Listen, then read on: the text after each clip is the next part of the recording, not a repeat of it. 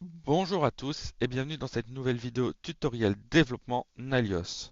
Aujourd'hui on se retrouve pour une vidéo où l'on va créer un code barre automatiquement, enfin générer un code barre automatiquement à la création d'un produit. Donc pour ce faire, enfin comme vous pouvez le voir, le code tient sur une dizaine de lignes. Donc pour commencer, nous allons créer une fonction createNewBarcode qui sera appelée à la création, à la fonction de création du produit. Donc que fait cette fonction createNewBarcode?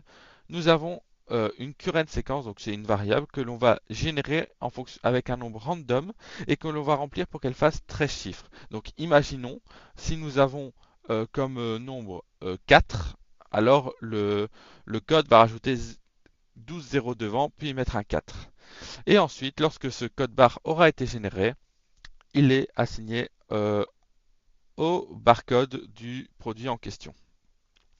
Donc ici dans la fonction create, qu'est-ce qu'on fait? Donc pour chaque produit qui a été créé, s'il n'y a pas de barcode défini, alors on génère un code barre. Donc petite démonstration. Donc ici nous allons aller dans notre code. Imaginons nous allons faire un petit test 6 et lorsque l'on va enregistrer le code, hop, on peut voir que notre code barre a été généré. Mais par contre, imaginons nous avons un petit test 7, on ajoute un code barre déjà à l'avance. Lorsque l'on va save, on peut voir que notre code barre n'est pas écrasé. On peut évidemment ajouter nos propres conditions euh, pour pouvoir, par exemple, avoir des codes barres qui commencent par un certain chiffre, par enfin, une certaine séquence de chiffres, ou etc., etc. Donc pour ce faire, ici, par exemple, nous allons dire, OK, notre code barre est obligé de commencer par 4. Donc ici, on va dire si notre code barre ne commence, enfin, donc le premier numéro de notre code barre, ce qui est, parce que c'est un str, donc une liste de caractères, donc là, le premier caractère n'est pas égal à 4, alors, oups, pardon, current séquence sera égal à une nouvelle génération de notre séquence. Et après, lorsque ce sera bon, on quittera la boucle et on assignera notre code barre euh, au produit. Et donc, pour ce faire, on va relancer notre module. Lorsque notre module sera relancé, on va recréer un produit, test 8. Et lorsqu'on va enregistrer, on peut voir qu'il commence par un 4 et on peut le faire autant de fois qu'on veut. À chaque fois, notre produit commencera par le chiffre 4.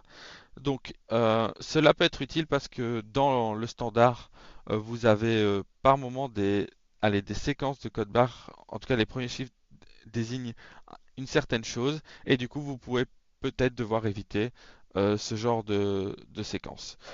Ou alors, tout simplement, parce que vous avez un besoin spécifique qui fait que euh, vous devez, euh, vous devez avoir des codes barres qui commencent par un certain chiffre ou qui ne commencent pas par un certain chiffre.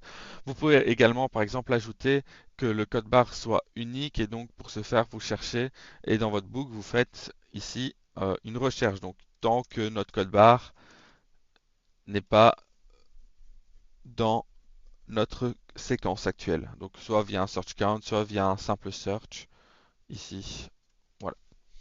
Donc, j'espère que cette vidéo vous aura plu. N'hésitez pas si vous avez des questions à les poser en commentaire. Bonne journée.